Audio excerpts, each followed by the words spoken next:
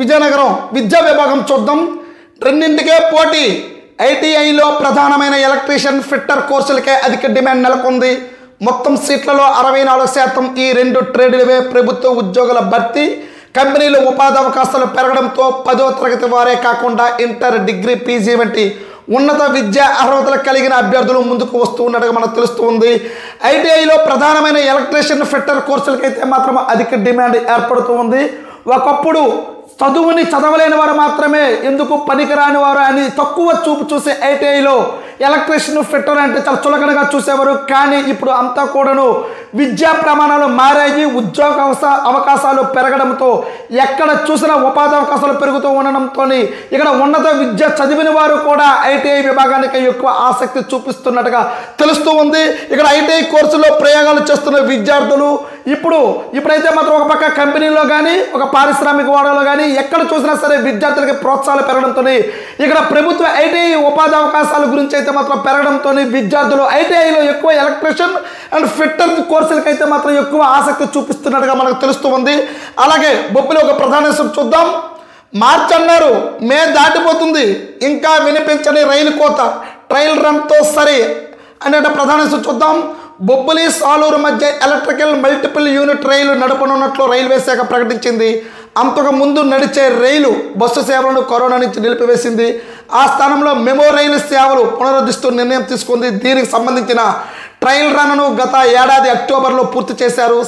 సాధ్యాలు తెలుసుకున్నందుకే 2 రోజులు రైలు నడిపారు. మార్చి నుంచి అందుబాటులో వస్తుందని ప్రకటించిన ఇంతవరకు పునరుద్ధరించలేదు. బొబ్బిలి, సాలూరు, రామభద్రాపురం, మొక్కు మండలాల్లో 30 గ్రామాలకు కారు చౌకగా రైలు ప్రయాణం అందుబాటులోకి వస్తుంది. సాలూరు నుంచి బొబ్బిలి బస్సులో ప్రయాణించాలంటే 40 రూపాయల వరకు ఖర్చు అవుతుంది. రైలులో అయితే మొత్తం 10 రూపాయలతో గమ్యానికి చేరుకునే అవకాశం ఉంది. ఇటీవలే బొబ్బిలి స్టేషన్ సందర్శించిన రైల్వే డిఆర్ఎం మనోజ్ కుమార్ సావు దృష్టికి పలువురు ప్రయాణికులు రైలు విషయాన్ని తీసుకువెళ్లారు. మార్చి నుంచి రాకపోకలు పునరుద్ధరిస్తామని ఆయన స్పష్టం చేశారు. కానీ ఇంతవరకు చర్యలు లేవు. 4 ఏళ్లుగా ట్రాక్పై ఎలాంటి రైలు నడవడం లేదు. దీంతో ట్రాక్ పటిష్ట పనులు ఇటీవలే చేపట్టారు. పునరుద్ధరిస్తామని పూర్తి చేశారు. కొన్ని చోట్ల గేట్లు బలపరిచారు. ఇటీవల ట్రాక్ ఇంటర్లింకింగ్ పనులు పరిశీలించి లోపాలను సరిచేశారు. ఈ మేరకే అక్టోబర్ 4న తొలిదశ ట్రయల్ రన్ పూర్తి చేశారు.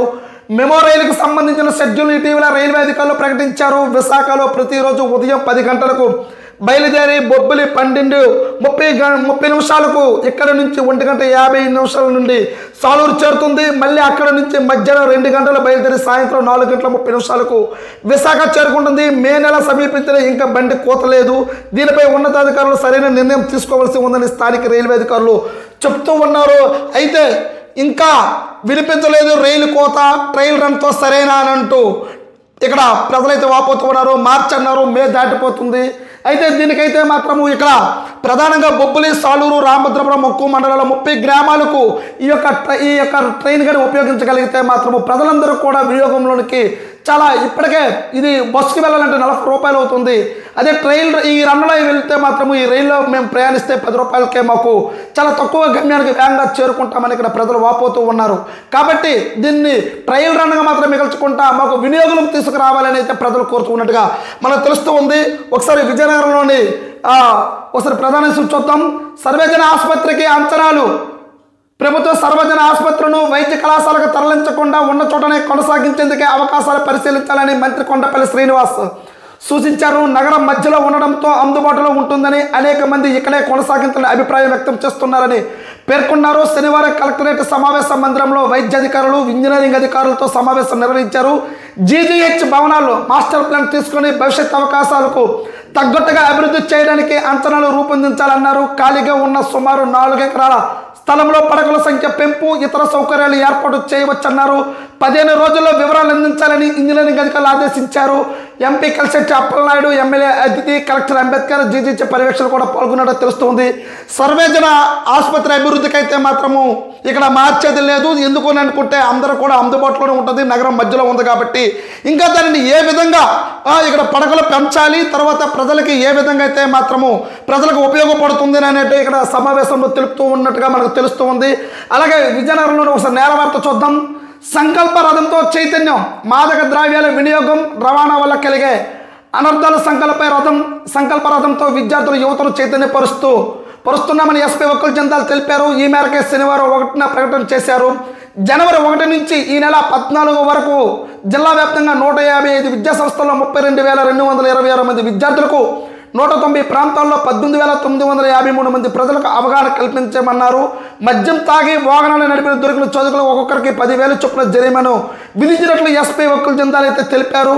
అయితే ఎవరైనా సరే ఇక్కడ ప్రధానంగా మనం చూస్తూ ఉన్నాం మాదక ద్రవ్యాల వినియోగం, రవాణా వల్ల కలిగే నష్టాలు వీటిలన్నింటిపైన కూడా ఆరా తీశారు.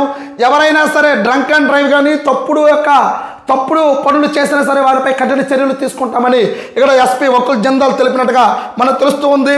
బొబ్బిలి చీపురుపల్లి ఒకసారి ప్రధాన అంశం చూద్దాం. తిరంగ యాత్ర ఆపరేషన్ సింధూరుకు మద్దతుగా బొబ్బిలి చీపురుపల్లి కూటమి నేతల ఆధ్వర్యంలో శనివారం తిరంగ యాత్ర జరిగింది. బొబ్బిలిలో మాజీ మంత్రి, రాష్ట్ర అటవీ అభివృద్ధి కార్పొరేషన్ అధ్యక్షులు సుజీకృష్ణ రంగారావు, ఎమ్మెల్యే బేబీనైనా, బుడా అధ్యక్షులు తింటు లక్ష్మణనాయుడు, జనసేన భాజపా నేతలు ఇక్కడ పాల్గొన్నారు. చీపురుపల్లి ఎమ్మెల్యే కళా వెంకట్రావు, తెలుగుదేశం పార్టీ కార్యదర్శి రామ్మల్లిక నాయుడు, మాజీ ఎమ్మెల్యే గద్ది బాబులతో పాల్గొన్నారు. ప్రధానంగా బొబ్బిలిలో 150 అడుగుల జాతీయ జెండాతో ర్యాలీ నిర్వహించారు. ర్యాలీలో పాల్గొన్న సుజయ్, బేబీనైనా, తింటూ తదితరులు చూస్తూ ఉన్నాం. ఒక పక్క చీపురుపల్లిలోని కళా వెంకట్రావు, ఇక్కడ తదితర నాయకులు, ఇక్కడ కూటమి నాయకులు కూడా పాల్గొన్నట్టుగా మనకు తెలుస్తూ ఉంటుంది. అయితే తిరంగ యాత్ర అయితే మాత్రం నిన్న బొబ్బిల్లో అయితే మాత్రము చాలా పటిష్టంగా చాలా పెద్ద ర్యాలీ అయితే నిర్మించారు. బొబ్బిలి శాసనసభ్యులు బేబీనైనా పాకిస్తాన్కు బుద్ధి చెప్పాం, ఈసారి తిక్క వేషాలు వేస్తే మాత్రం ఖచ్చితంగా భారత్ సత్తా మరొకసారి చూపుతామని అంటున్నట్టుగా ప్రజలందరూ కూడాను బొబ్బిలి శాసనసభ్యులు నిన్న పహల్గామా యొక్క ఎక్కడైతే మనం కోల్పోయామో వాళ్ళ అందరికీ కూడా సంఘీభావం తెలుపుతూ స్మరిస్తూ ఆర్మీ అంటే మరొకసారి పాకిస్తాన్ను ఒక్కర తోక బుద్ధి చూపిస్తే మాత్రము గట్టి బుద్ధి చెప్తామని ఇక్కడ ప్రజలందరూ కూడా పార్టీలకు అతీతంగా పాల్గొన్నారు. తిరంగ యాత్ర భారత్ జెండా మొత్తం కూడా బొబ్బిల్లో 150 అడుగులతో జాతీయ జెండా ర్యాలీ నిర్వహించారు. బొబ్బిలి శాసనసభ్యులు, అనేక మంది ప్రజలు, కార్యకర్తలు, కూటమి నాయకులు పాల్గొన్నారు. దీంట్లో విశేష స్పందన వచ్చింది. దీనితో పాటు అందరూ కూడా జాతీయ జెండాను ఒకేసారి జై హింద్, జై భారత్ అంటూ నినాదాలు కూడా చేస్తున్నట్టుగా మనం ఇక్కడ చూస్తూనే ఉన్నాం. అలాగే ఇక్కడ విజయనగరంలోని సంతకటి ఒకసారి ప్రధాన చూద్దాం. కాలువ గట్టు కనిపిస్తే ఒట్టు, అక్రమార్కుల ఆగడాలకు అంతు లేకుండా పోతుంది. వేలాది ఎకరాలకు సాగునీరు అందించే మడ్డు వలస ప్రధాన కాలువ గట్లు తవ్వి మట్టిని దోసేస్తూ ఉన్నారు. పట్టపగలే తరలించిపోతున్న అధికార యంత్రాంగం నిమ్మక నీరెత్తినట్లు ఉంటుంది. విమర్శలు వినిపిస్తూ ఉన్నాయి. కొన్ని చోట్ల గట్లు తవ్వి పొలాల్లో కలిపేస్తున్నా పట్టించుకునే పరిస్థితే లేదు. ఇలానే కొనసాగితే గట్టు పటిష్టత ప్రశ్నార్థంగా మారే ప్రమాదం ఉంది. మడ్డు వలస ప్రధాన కాలువ సంతకవిటి, రేగిడి, వంగర, రాజ్యం, సిగడం, పొందూరు, జడ్చర్ల మండలాలకు పరిధిలో 50.59 కిలోమీటర్లు పొడవున ఉంది. 40,000 ఎకరాల ఆయకట్టుకు ఖరీఫ్, రబీ కాలువలో సాగునీరు అందిస్తుంది. సంతకవిటి, రేగిడి మండలాల పరిధిలో తాలాడ, ఎస్ రంగారాయపురం గ్రామాల మధ్య యంత్రాలతో తవ్వి గట్టును తిరేశారు. సోమన్నపేట, అమ్మకండి మధ్య ఆక్రమించి పొలాలను మార్చేశారు. గట్టు పటిష్టత కోసం వేసిన రాళ్లు సైతం తొలగించేశారు. పరిశీలించే చర్యలు తీసుకుంటామని ప్రాజెక్టు డి నాగేశ్వరరావు చెప్పారు. తాలాడ, ఎస్ రంగారాయపురం గ్రామాల మధ్య యంత్రాలతో తవ్విన మడ్డు వలస ప్రధాన కాలువ గట్టు మనం చూస్తూ ఉన్నాం. గట్టు పటిష్టగా వేసిన రాళ్ళు కూడా తొలగించినట్టుగా మనం చూస్తూనే ఉన్నాం.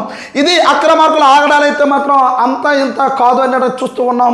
మట్టిని తవ్వేస్తూ ఉన్నారు, చదువులు చేస్తూ ఉన్నారు, ప్రభుత్వ భూములను ఆక్రమించేస్తూ ఉన్నా సరే అధికారులు ఎందుకు పట్టించుకోవడం లేదో కూడా తెలియని పరిస్థితి. ఎప్పటికైనా సరే అధికారులు తెలియకుండానే జరుగుతుందా, లేకపోతే ప్రజాప్రతినిధుల యొక్క తాయిలాలకి అధికారులు లొంగిపోతున్నారా తెలియడం లేదు. కానీ ఇక్కడ ప్రధానంగా చూస్తాం ఈ కాలువ గట్టు అనేది పూర్తిగా కూడా చదువులు చేసేసారు. భూమిని కూడా ఆక్రమించుకుంటున్నట్టుగా ఇక్కడ మనం చూస్తూ ఉన్నాం. ఇది మడ్డు వలస ప్రధానమైన యొక్క కాలువ. దీని యొక్క పటిష్టతను కూడాను దీన్ని ఇంత పటిష్టంగా ప్రభుత్వం తీసుకుంటే కానీ ఎందుకు ఇక్కడ అధికారులు పట్టించుకోవడం లేదని ఇక్కడ ప్రజలైతే వాపోతున్నట్టుగా తెలుస్తుంది. ఎప్పటికైనా సరే ఖచ్చితంగా దాన్ని పటిష్టంగా తీసుకోకపోతే ప్రభుత్వ భూములన్నీ కూడా ఆక్రమార్కుల చేతులకు వెళ్ళిపోతే ఇలా దీన్ని అడ్డుకట్టే వేసేది ఎవరు అని ఇక్కడ ప్రజలు వాపోతున్నట్టుగా తెలుస్తూనే ఉంది. చూస్తూ ఉండండి ఎంవీ న్యూస్. నేను మీ ఎంవీ నాయుడు.